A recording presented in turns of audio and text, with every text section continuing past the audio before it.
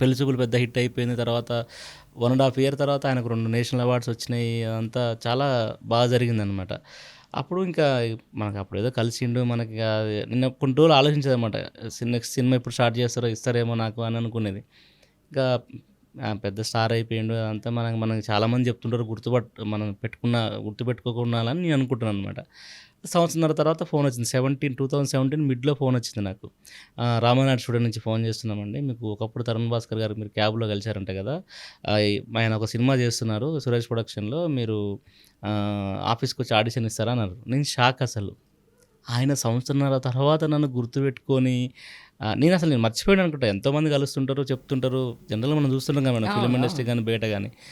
అంటే నేను సరే అలాగే అనుకోని నేను వదిలేసిన. కానీ ఆయన సంవత్సరంన్నర తర్వాత గుర్తుపెట్టుకొని, నా నంబర్ ఆయన దగ్గర ఉంచుకొని ఆహ్, నాకు ఫోన్ చేయడం అనేది నేను షాక్ అసలు నిజంగా. నేను పోంగానే రామనాథ్ స్టూడియోకెళ్ళా నేను. బయటికెళ్ళిను. "హాయ్ మహేష్ ఎలా ఉన్నావు? బాగున్నావా?" అని చెప్పి హగ్ చేసుకొని మాట్లాడి, "క్యాబ్ నడుపుతున్నావు కదా!" అదన్నాడు. "ఖచ్చితంగా పార్ట్ టైమ్ క్యాబ్ నడుపుకోవాలి. ఎందుకంటే మన సినిమా ఇండస్ట్రీ ఎప్పుడు ఎలా అవకాశాలొస్తాయో తెలీదు. ఫుల్ ప్లెజ్డ్ దాని మీద ఆధారపడొద్దు. నువ్వు ఖచ్చితంగా పార్ట్ టైమ్ వర్క్ చేసుకోవాలి, జాబ్ చేసుకోవాలి. చేస్తా సార్" అని చెప్పి ఒక చిన్న క్యారెక్టర్ ఉంది. పోయి ఆడిషన్ ఇయ్యి అన్నాడనమాట. అలా ఆడిషన్ ఇచ్చి చేసిన సినిమా 'ఈ నగరానికి ఏమైంది.' ఓకే. సో, ఫస్ట్ సినిమా నాది 'ఈ నగరానికి ఏమైంది' సినిమా ఇండస్ట్రీకొచ్చినంక.